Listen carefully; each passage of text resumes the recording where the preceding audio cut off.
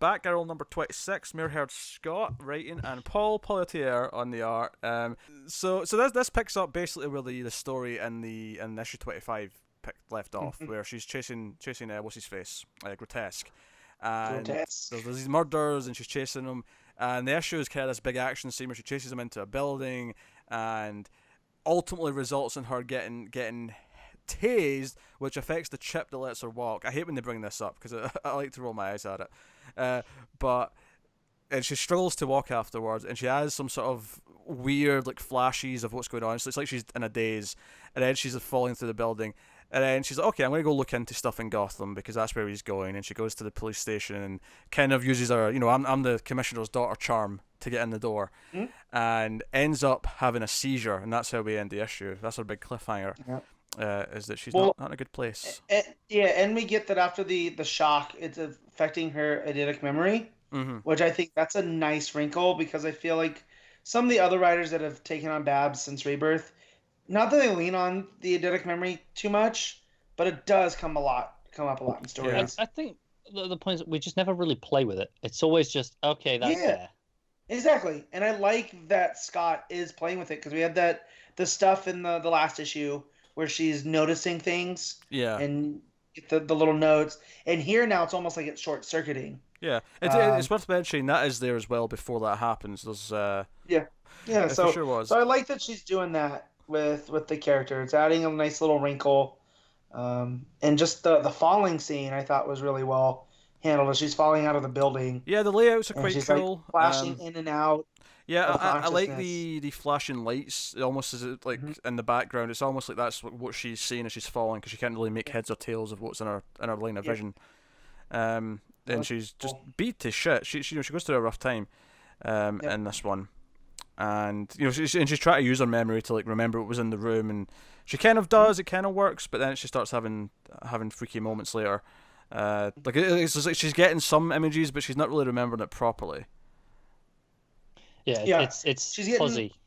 She's getting flashes, and she doesn't know what it was supposed to represent. Like, okay, well, they were super well armed with security, so why would they be so well armed with security to protect this? And it's just not making it adding up to her, and then that's where it goes into her seizure. Yeah. Also, worth mentioning, her suit, especially her cape, gets torn to shit. So set up for why she needs the other outfit next issue. Yeah. Excited for that. Which makes some sense.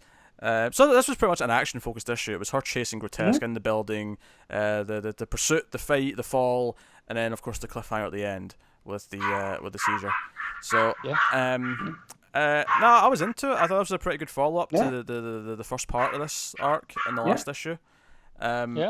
I think it just hit the ground running. It was like, okay, we're going to do a big action thing. We'll worry about more sort of teasing the mystery and the chase next week. And I think giving her some actual physical issues at the end of this issue is like, okay, right, there's some stakes here because he's actually affected her in a way that's kind of concerning. Like, she just falls down. They need an ambulance. Like, it's not even like she's in a fight and she gets hit and she's knocked out. It's like, no, she goes down. It feels vulnerable, Yeah. So that was into it. I do mostly like the art in this issue as well.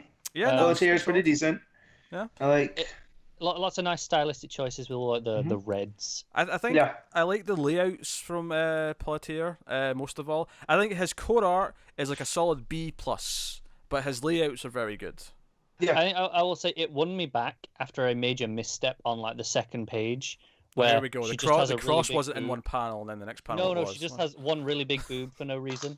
In the bottom panel on the side. Like, just, all of a sudden I was like, whoa, okay, that looks weird. Connor was paying close attention to that part of the image, of course. It sticks out because it's pretty big. And I was like, what's going on here? And it's never like that again in the issue. That was the thing. It was like, that's why it stuck out to me. Is that what she's on the bike? Yeah. Okay. It looks wrong. Well, it's weird physics. Yeah, just exactly. The way... It's because she's hunching forward. It almost looks like she's just got more of a big stomach than she does a boob. Yeah, it's all just weird placement, size, the angle, everything about it just looks wrong, and I was like, okay, not the best thing. A second page, make a good first impression to me. You don't want to work your way back up. But then it did all the nice things with all the reds and the layouts, so I forgave it by the end. Yeah, I like the flashback scenes with her dad as well. I thought those had a nice color palette. Yeah, they did. Yeah, just feels a little bit more, I think it's Bel Air on the colours, right? tinted. Yep. Yeah, I think it is. Also, I do dig she has when she's talking to the police via text message, she's got like a goofy little Batgirl face Like emoji. image. Yeah. Yeah. I shouldn't like that as much as I do, but I kind of do. I think it's funny, given that you hated all the hipster stuff before, but that you love. Well, it's completely random, and you don't like to laugh at random Yeah, for random's sake. But I wasn't expecting it, and it's also the hello GCPD. A crime is being committed at these coordinates. Won't you help me stop it? Just like a, you know. Yeah. And it's funny because she gives Dick shit in the Nightwing annual for giving a journalist his comm link, but she's texting the GCPD. Yeah, well, To be fair, that's the police. There's a difference. It is a difference. I'm just saying, it's still very casual feeling, is what I'm saying. Very casual. Yeah. Little happy display pic. Hey GCPD. That's maybe something you should call out the group editor for. Who's the group editor for the Bat family? I can't remember. That's on the. Hang on. Let's find a credits page. Group editor is Jamie S. Rich. There we go. Also, we should be calling out. when she gets zapped with the taser, I actually really, because it does the whole X-ray thing where you see like her skeleton, right?